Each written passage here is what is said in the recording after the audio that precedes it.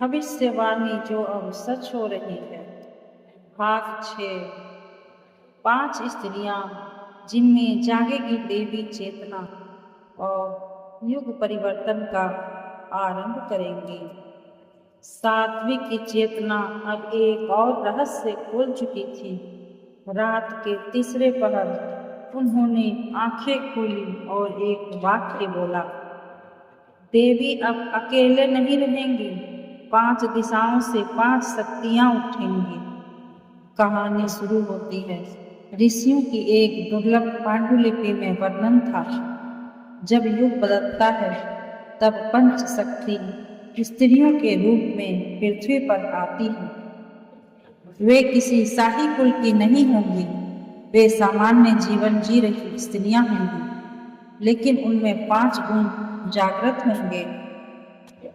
पूर्व दिशा करुणा की शक्ति, एक स्त्री जो दूसरों के दुख को बिना कहे समझ लेती है। उसकी आंखों में आंसू होते हैं, लेकिन वो हर किसी को हिम्मत देती है। वो संवेदना से भरी है और उसका हृदय माँ जैसा है। दूसरी पश्चिम दिशा विद्रोह की शक्ति, जो अन्याय के विरुद्ध खड़ी होती है, जो कहती है अब बहुत हुआ। वो समाज से नहीं डरती, क्योंकि उसके भीतर देवी दुर्गा की अग्नि है। तीसरी उत्तर दिशा ज्ञान की शक्ति, एक स्त्री जो कुछ सीखे बिना नहीं रुकती, जो सत्य की तलाश में तप करती है। उसका मौन भी उपदेश होता है। वो भगवती सरस्वती की छाया है। चौथी दक्षिण दिशा संरक्षण की शक्ति, वो जो दूसरों की रक्षा के लिए खुद संकट में कूद जाती है। वो बच्चों, जानवरों और पेड़ों तक को अपनत्व देती है। वो मातृत्व शक्ति का जीवित रूप है।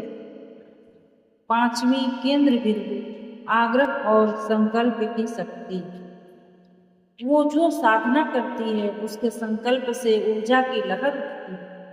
वो जो देवी की वाणी को माध्यम बनती है। वो है साध्वी, जिसने इस युग चक्र को जगाया। साध्वी ने कहा, इन 5 स्त्रियों की पहचान कोई नहीं कर पाएगा, पर जब पांचों एक दिन एक साथ ध्यान में बैठेंगी, तब देवी स्वयं उनमें प्रकट होंगी और युग परिवर्तन शुरू होगा। अब अगला प्रश्न ये है, क्या आप या आपके आसपास कोई ऐसी स्त्री है जिसमें ये गुण दिखाई दे रहे हैं? क्या वो 5 शक्तियां पृथ्वी पर आ चुकी हैं? भाग 7 में जानिए, पंच शक्ति एकत्र होने के बाद क्या होगा? क्या एक महायुद्ध आने वाला है?